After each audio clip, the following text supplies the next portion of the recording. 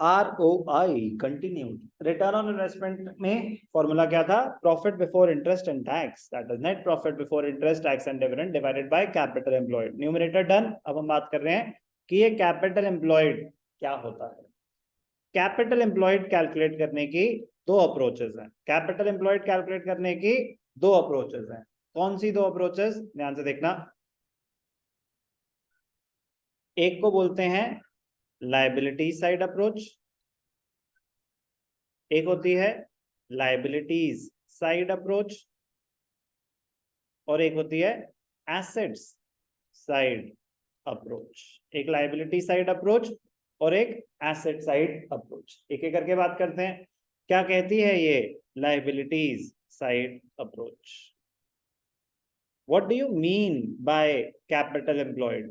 Capital employed, sir, money capital is the money invested by the owners. So capital employed और capital दो अलग चीजें होती हैं.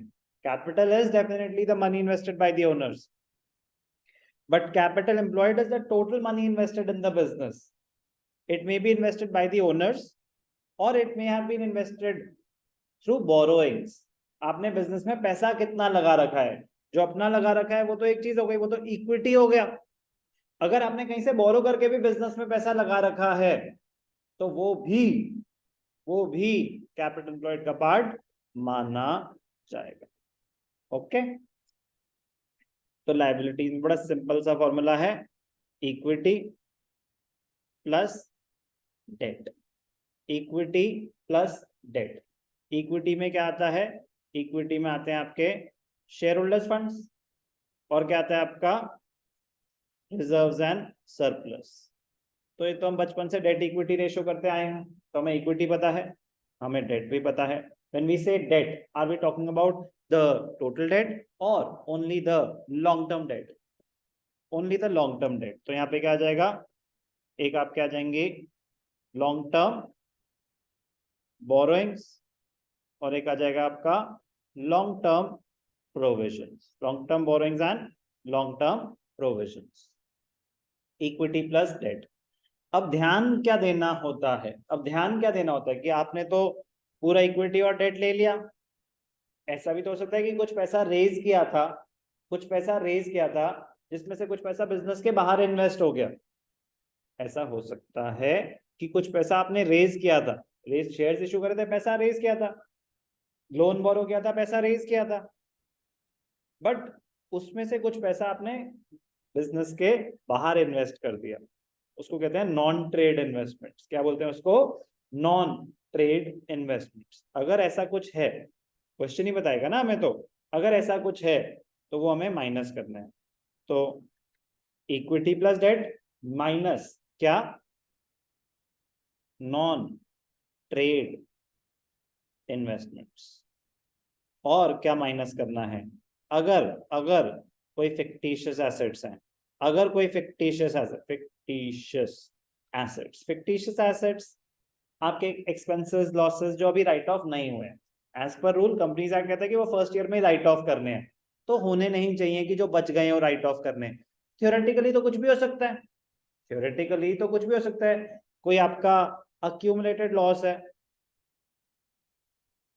कोई आपका अक्यूमुलेटेड लॉस है, कोई आपका डेफर्ड रेवेन्यू एक्सपेंडिचर है। अगर ऐसी कोई चीज बची हुई है जो आपने अभी तक राइट ऑफ नहीं करी, तो आप कर दो, तो आप कर दो। तो अभी तक मैंने तभी बताया था ना कि अभी तो मैंने बस आपको ट्रेलर दे रहा हूँ कि आप एक बेसिक चीज तो करो। तो अभी तक तो हमने जितना भी करता हमने बस इक्विटी प्लस डेट कर दिया था। यस और नो? है वही फॉर्मूला, बट एक्सेप्शनल सिनेरियो में ऐसा हो सकता है कि आपकी कोई नॉन ट्रेड इन्वेस्टमेंट्स हो। सर ये नॉन ट्रेड इन्वेस्टमेंट्स क्या होती हैं? इन्वेस्टमेंट्स दो टाइप की होती हैं, एक ट्रेड इन्वेस्टमेंट्स, एक नॉन ट्रेड इन्वेस्टमेंट्स।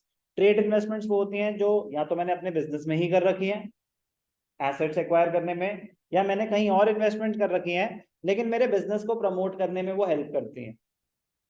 कोई ऐसी इन्वेस्टमेंट जो मेरे बिजनेस को प्रमोट कर रही है, that is a trade investment. Non-trade investment outside the business, which has got nothing to do with my business. If it has got nothing to do with my business, that money has not been invested in my business. That should not be a part of capital employed. So, for example, मैं coaching centre run कर रहा हूँ, 9 से 12 के बच्चों को पढ़ाते हैं यहाँ पे। मैंने रिलायंस के शेयर्स खरीदे हुए स्टॉक मार्केट में, that is an a long term investment. क्या उससे मेरे बिजनेस का कोई लेना देना? उससे मैं डिविडेंड जनरेट करूंगा, उससे मैं कुछ भी इनकम जनरेट करूंगा, शेयर के प्राइसेस बढ़ जाएंगे, क्या उससे कोई मेरे बिजनेस का लेना देना? नहीं। तो that investment is outside the business and that is a non trade investment. अब मैंने इन्वेस्टमेंट करी एक कॉलेज के कोचिंग सेंटर में, मैंने एक इन्वेस्टमेंट करी कॉलेज के कोचिंग सेंटर में, सीयूईटी के लिए प्रिपेयर करते हैं, चलो एंट्रेंस परफेक्ट एग्जांपल। मैंने एक इंस्टीट्यूट में इन्वेस्टमेंट करी जो सीयूईटी एंट्रेंस एग्जाम के लिए प्रिपेयर करते हैं 12th के बाद। तो मैंने कहा देखो 12th तक तो मैं संभाल लूंगा, उसके बाद मेरे पास टाइम नहीं है इनको कि अब मैं एंट्रेंस के लिए प्रिपेयर करूं, तो मैं आपके पास स्टूडेंट्स भेजूंगा जो डिजर्विंग है और अच्छा परफॉर्म कर सकते हैं, जो भी है मैं स्टूडेंट्स भेजूंगा। तो अब ये बिजनेस कहीं ना कहीं इंटर रिलेटेड हुए कि नहीं हुए, तो क्या वो अच्छा करेंगे तो उससे मेरे बिजनेस में इम्पैक्ट आ सकता है कि नहीं आ सकता? क्या मैं अच्छा करूंगा तो उस इन्वेस्टमेंट पे मेरा इम्पैक्ट आ सकता है कि नहीं आ सकता? तो that definitely helps the business, that is a trade investment, that is a trade investment. तो ट्रेड इन्वेस्टमेंट एक ऐसी इन्वेस्टमेंट होती है जो आपके बिजनेस को भी हेल्प करे ग्रो करने में।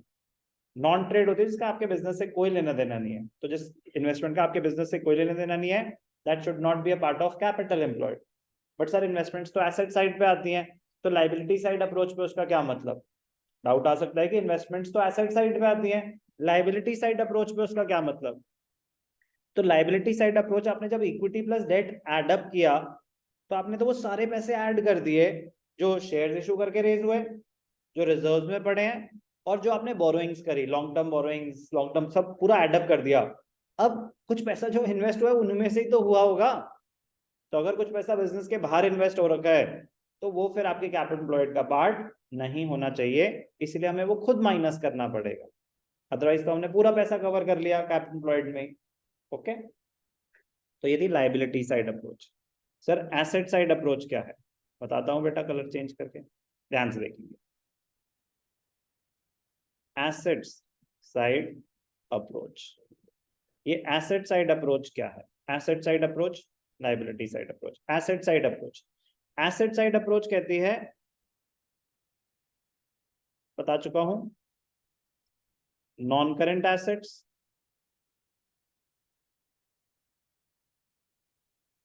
Plus current assets minus current liabilities, minus current liabilities, non current assets plus current assets minus current liabilities.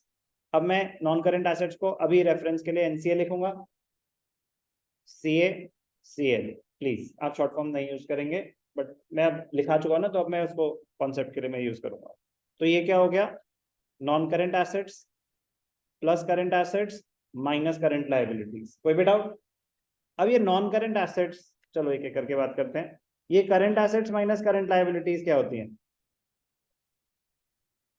Working capital, एक ही बात हो गई। ये non current assets plus current assets क्या होते हैं? Total assets. तो सेम चीज को लिखने के अलग अलग तरीके, कि non current assets plus current assets minus current liabilities, non current assets plus working capital, और total assets minus current liabilities. तीनों बातें एग्जैक्टली सेम है। कोई डाउट? बस ध्यान क्या देना है, do not include, do not include, do not include. अब तो आप एसेट साइड ही ले रहे हो, तो उसमें ध्यान देना है कि जब आप एसेट्स कवर कर रहे हो तो डू नॉट इंक्लूड क्या? नॉन ट्रेड इन्वेस्टमेंट्स और फिक्टिशियस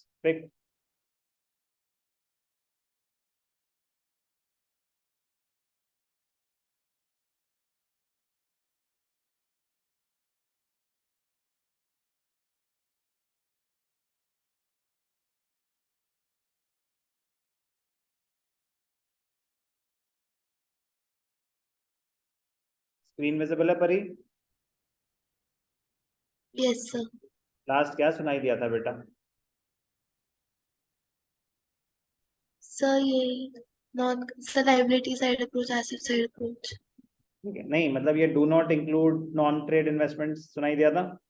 यस सर। ठीक है, एसेट साइड अप्रोच कर रहे थे, तो जब आप एसेट्स ले रहे हैं पूरे, तो ध्यान देना है कि कौन से एसेट्स नहीं लेने, कौन से नहीं लेने, नॉन ट्रेड इन्वेस्टमेंट्स नहीं लेनी, फिक्टिशियस एसेट्स नहीं लेने, कंसिडर ही मत करो। तो सर लाइबिलिटी साइड में भी मत कंसिडर करते, उसमें तो ऑटोमेटिकली हो गए ना, आपने तो पूरे पैसे कवर कर लिए, तो उन पैसों में से अगर कुछ बिजनेस के बाहर इन्वेस्ट कर रखा है तो आपको खुद माइनस करना पड़ेगा। ओके, कोई डाउट? और अगर आपको टोटल एसेट्स दे रखे हैं और उसमें इंक्लूडेड है तो आपको माइनस करने पड़ेंगे। बात समझ आ रही है ना? तो प्लीज दिमाग से काम लेंगे। तो ये दो अप्रोचेस हैं, एसेट साइड अप्रोच और लाइबिलिटीज साइड अप्रोच। कोई भी अप्रोच यूज करें, कैपिटल एम्प्लॉयड सेम ही आएगा, कैपिटल एम्प्लॉयड सेम ही आएगा।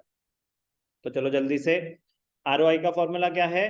PBIT, profit before interest and tax upon capital employed into 100।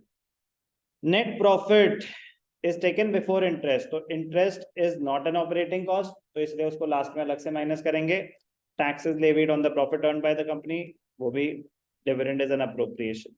वो कह रहा है भैया हमें चाहिए profit before interest, tax and dividend. बता चुका हूं, चल सकता हूं आगे।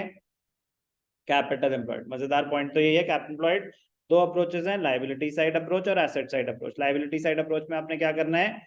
Share holders funds, that is equity और डेट। तो नॉन करेंट लाइबिलिटीज में हम डेट में दो ही चीजें देते हैं, लॉन्ग टर्म बोरोइंग और लॉन्ग टर्म प्रोविजन। कोई भी डाउट? गुडविल, हाँ ये इंपॉर्टेंट पॉइंट है, गुडविल को भी नहीं कंसिडर कर रहे, गुडविल को भी नहीं कंसिडर कर रहे। इंटेंजिबल एसेट्स में गुडविल को भी वो कंसिडर नहीं कर रहे।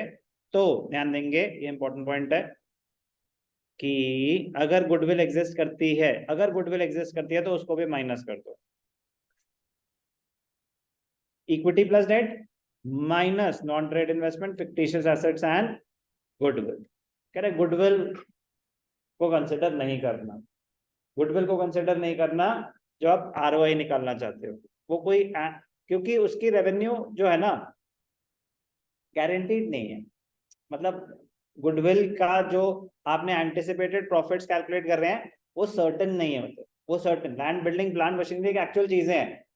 कह रहे गुडविल को कंसिडर मत करो, गुडविल को कंसिडर मत करो व्हाइल एस्टिमेटिंग कैपिटल एम्प्लॉयड। ठीक है जी, नहीं करते। और अगर एसेट साइड अप्रोच ले रहे हो तो do not include, do not, उसको कंसिडर ही मत करो।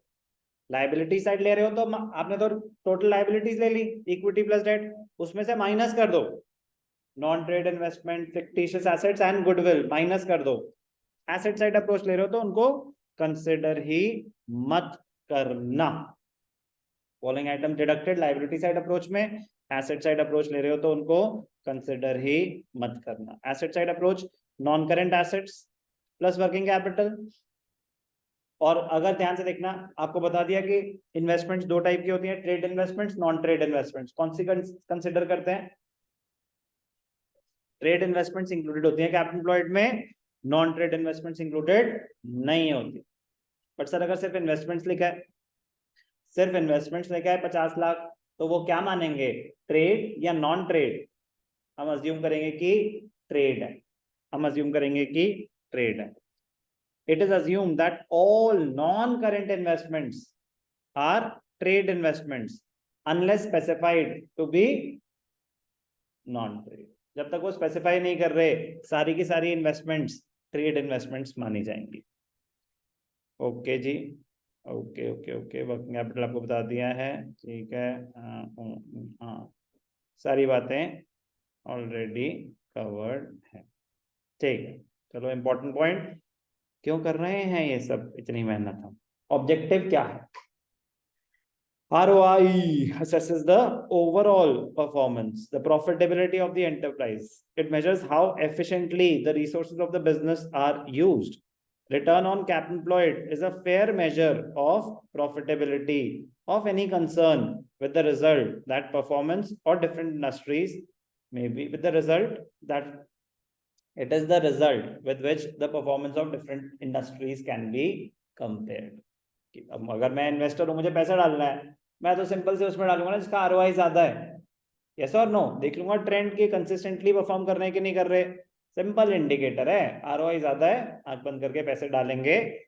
आंख बंद करके मतलब कि इजी डिसीजन होता है, अगर स्ट्रांग है फाइनेंशियल पोजीशन, आरओआई बेटर है, पैसे डाल दो।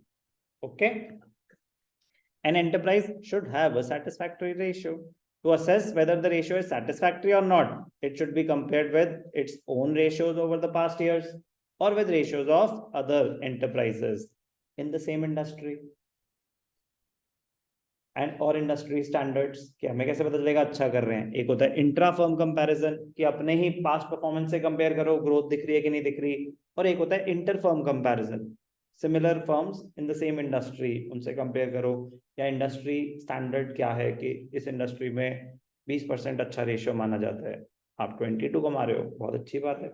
आप 15-16 कमा रहे हो तो इंडस्ट्री स्टैंडर्ड से नीचे हो तो प्रॉब्लम है.